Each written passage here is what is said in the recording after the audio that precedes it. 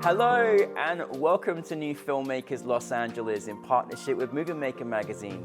My name is Danny DeLillo. We're here at the South Park Center and I'm delighted to be joined with the very, very talented Traci and Nicole with the fantastic film 40-ish. Let's take a look at the clip.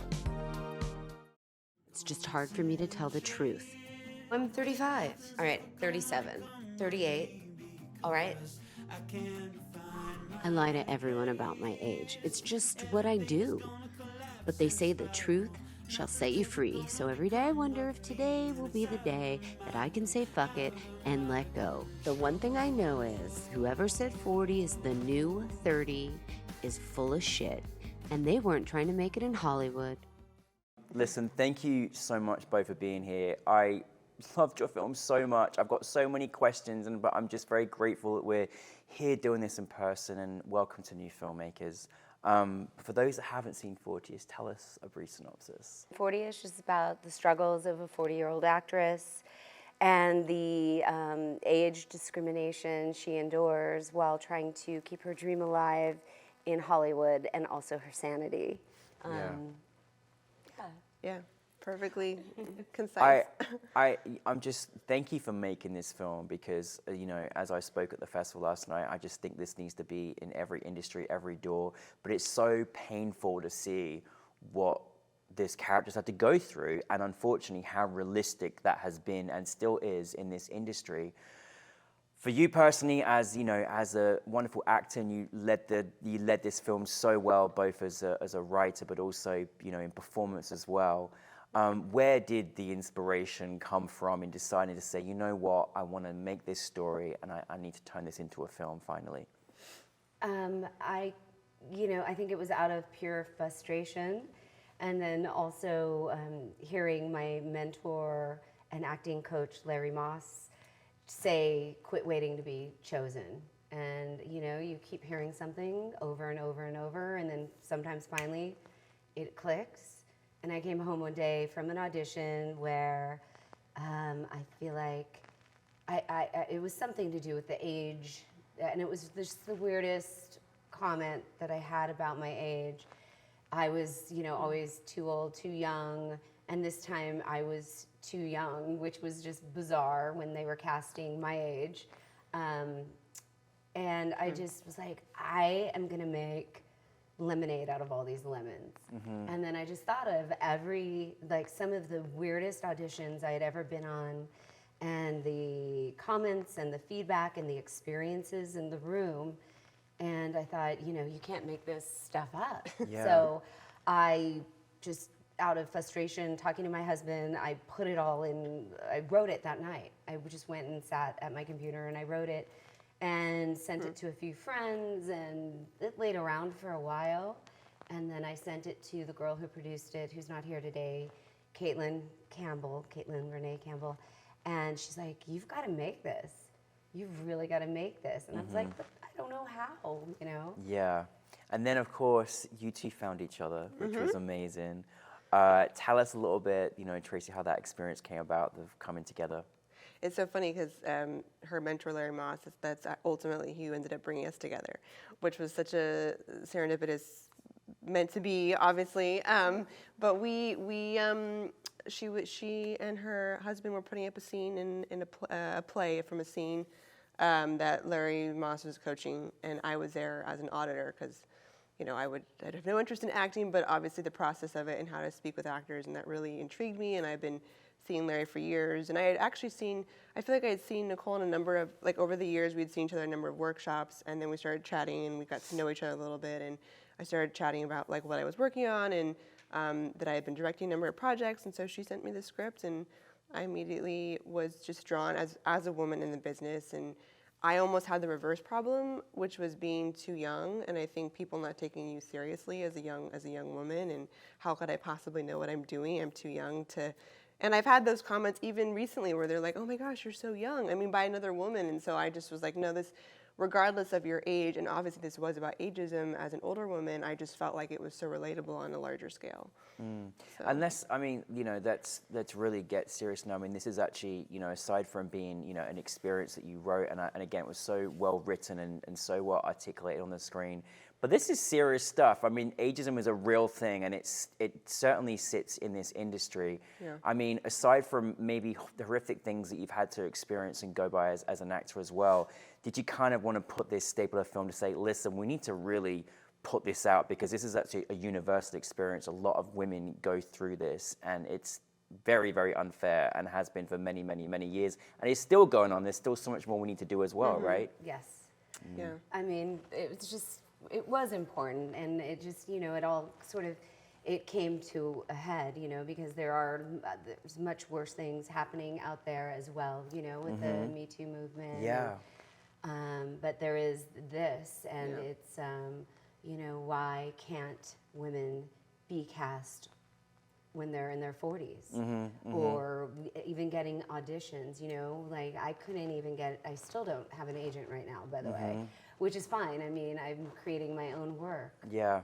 And there's nothing more empowering than that. So I figure build it and they will come. Yeah. You know, I don't even care, you know, I'm so into doing my own thing right now and I'm having so much fun with it. Yeah. Because this was more fulfilling and more fun than any one-line audition that I've ever had to go on, you know. Yeah. Not that I'm not grateful for that. No, but absolutely. You know. Of you course. understand what I'm Yeah, saying. no, most definitely. I think the biggest thing I've noticed, just like as the industry as a whole, is like as older male actors sort of become older in their 40s and 50s, they somehow are more astute and more esteemed, and you know they kind of become like almost better and more accessible, and I think it's the exact opposite for women that are in their 40s and 50s, and it's like they almost aged out of their prime, and I just think that narrative has unfortunately been so engrossed in our society overall, and I think that we're seeing those changes, and with certain movies that have come out over the past couple of years since the film was made, but I still think there's a lot of room to grow. One thing I thought you just captured so well in both, you know, in a directorial sense and in the writing and acting sense is, you know, it's not always these big staple moments of like, oh, this is a moment where you can clearly see there's issues, but it's also the microaggressions that you kind of see in just a few words, like when you're sitting in the casting office and, you know, it's not even just always as a male, it's just sometimes the comments that people make and how that can be effective when we're trying to change this, show more inclusive industry. Those are the ones that, like, you know, I think is also really important for people to know and understand and see, because this is not just this industry and it's every industry, but also we should be reflecting the world that we live in on our screens. We have that powerful platform. Is that something that, you know, you just want to hope that it's going to be a part of the change? Because I'm sick and tired of seeing a, you know, 50-year-old guy with a 20-year-old when it, you know, wife or whatever it is. It's so wrong, isn't it? I mean, Yeah. I mean, it's just it's interesting. I mean, I don't want to say what's right or what's wrong, you know. But inclusivity, I think, is really important, and to have, you know, the Golden Girls. Yeah. You know how they made them look, and they were, I think they might have been my age. Right. You know, and I feel like I'm just starting. Yeah. You know, I've always been a late bloomer personally. Yeah. But just, you know, the characteristics and how they dressed them in their wardrobe and made them look so I know, old, right? Yeah, you yeah, know? absolutely, absolutely. No. And I would like things to change more Yeah. like that for sure, and that's why I wrote this film. And there's so that's much why we more made work to this. do, but I'm so glad that you made it. But and for you, Nicole, like, as a director, like what is your process like in terms? Sorry, Nicole. It's okay. I was like, Mixing things up, looking at the wrong people. For you as director, Traci, what's your process as a director like working with your actors? Like, what do you kind of?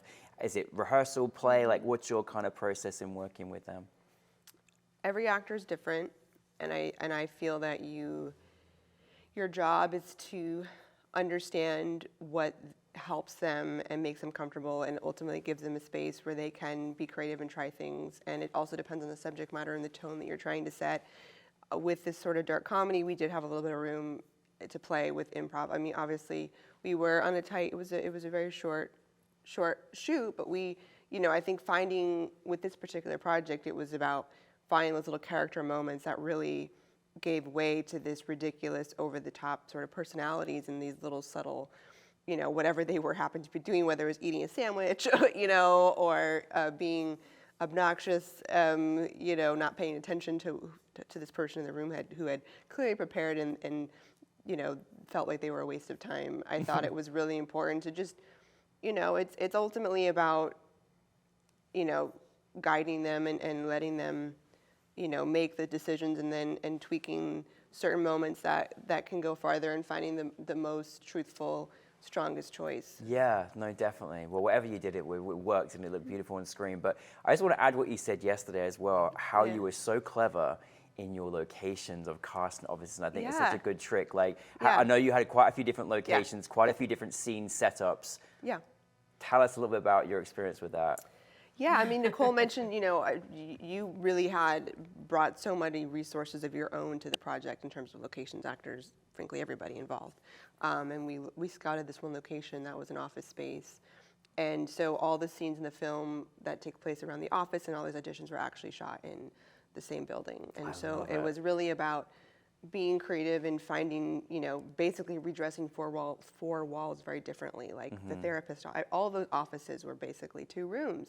And it was just about, you know, I mean, obviously I also want to give credit to our lovely production designer, Mindy Smith, who really brought her sense and just, you know, framing, you know, making sure the frame was full of life and the other, you know, the one thing I can't tell you more that I hate more than anything as a director is shooting in a white wall space. So it was just like, of course, you're like in this casting office and all there is but white walls. And so I was like, okay, obviously that's true to like what casting offices have been. And ironically, so I feel like the film captured a specific moment in time in the business right before COVID. We shot this at the end of 2019.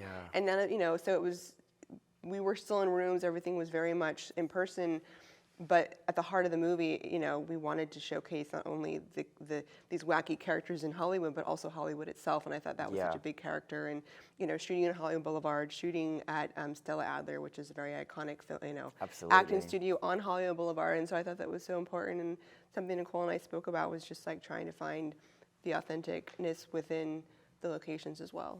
So. And Nicole, I know this is your film and you wrote this and you starred in it, but you were so mesmerizing on camera. You have so many subtle moments where I could just see so much through your eyes and what you were going through and feeling at that particular time. And I'm always amazed when you write something and then you're in something and how that relation, how was that for you? Like writing something and then being in it, like that dynamic for you? It was scary. Was it? Yeah. It was really scary. Like I mentioned last night, because I was wearing so many different hats. You know, I was, you know, buying the food for craft service and trying to find people who would donate the food. And the night before, I had this moment of like, oh my God, what if I don't know my lines? And I called Traci and I was like, can you just come over and run? Because the way she set it up, and it was, we started with the hardest thing first. Well, I'd asked you. I asked you. You're like, let me get it out of the way. That's always good, though. I was like, okay, let's get it out of the way. Yeah. But then the moment hit me and we were starting with this big monologue that I had written, and it was scary because a lot of this is based out of the truth, you know? And that monologue is from a bigger piece that I've written from a feature film that I wrote called Vegas Girl. So, and it's loosely based on my life, which is going to be my next project, the feature. And I was so scared to be that open and that vulnerable. And then I thought, oh my gosh, what if I don't know my lines, you know? Because I'd been so busy trying to do everything else and too much, I think.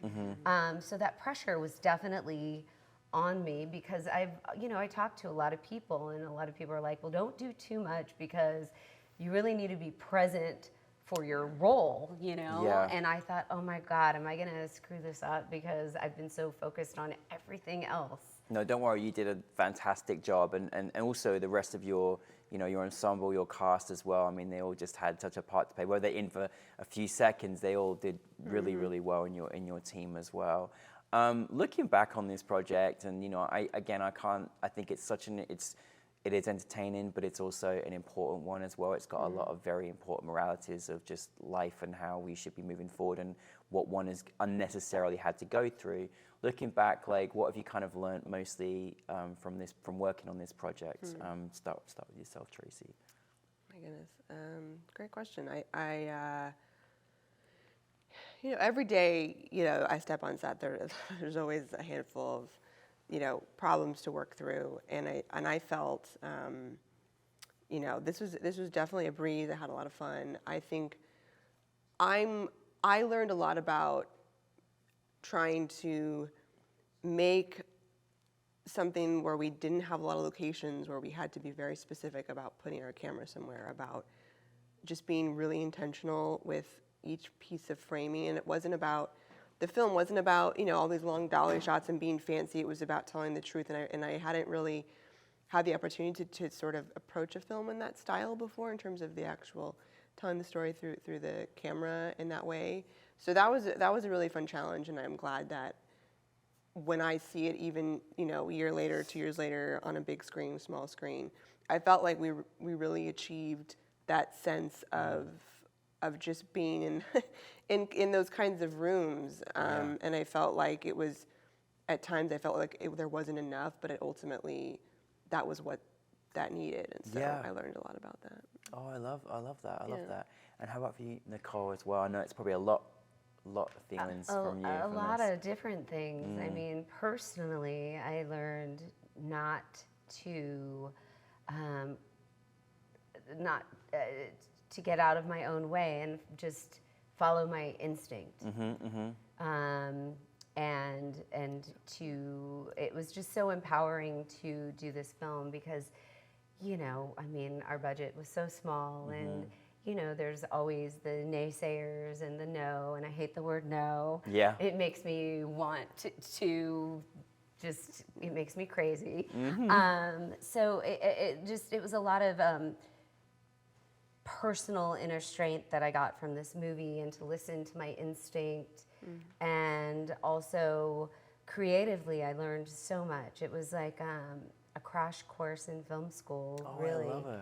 Because I got to sit on the editing, and with COVID, it actually helped us in a weird sense. Because at first there was the panic set in, because we had edited it, and then COVID happened, and then as we know, the world shut down. Yeah. So through COVID, we had more time to go through all the takes, and we really got to sit.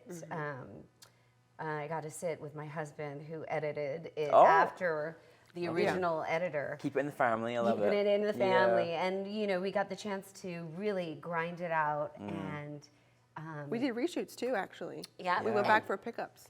We got to do a pickup because it actually didn't even end the way it was. Yes, written. that's a great story. Yeah. We had our first rough cut, and then I watched it, and I'd been in a writing class, and I'm like, if it's gonna end like this, it's just there's no payoff, I'm like, let's go kill ourselves right now, So I said, I got to figure out the ending. We got to redo this ending, and I have a few ideas. I called Traci. She's like, okay, I can get everybody for a day. And I just, in my phone, on my notes, I was like just jotting down these ideas. And then at the very end of the day, I have one more idea. Can we just go drive down the street? And it's the last take of the movie, and it was all the first take and improv. Her getting out of the car, all of that. I was just like sitting in the passenger seat trying not. It was hysterical. I was trying not to ruin the take. But I love when you can just have the openness to something, and you can create magic, and you never know when or how it's going to come. But that's sometimes stuff that you find out on set when you're working with people that you can trust and just embracing the story with. But that's lovely. Well, listen, Nicole, you did allude last night and just now about your next project, which sounds very, very exciting, about your feature.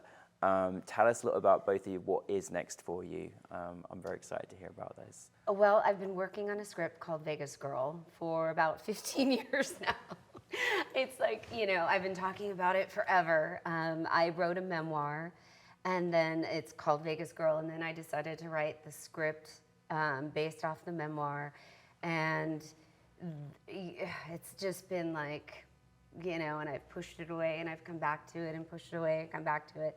Most recently, after this experience with 40ish, I've been in this writing class and I had all these ideas for Vegas Girl, actually for a TV show, but then I ended up just having this full-blown, I don't know, it was something that just drew me back to it, where I guess this really inspired me a lot, maybe to go back to it, and just the success we've been having with 40ish. It was so unexpected, really, really.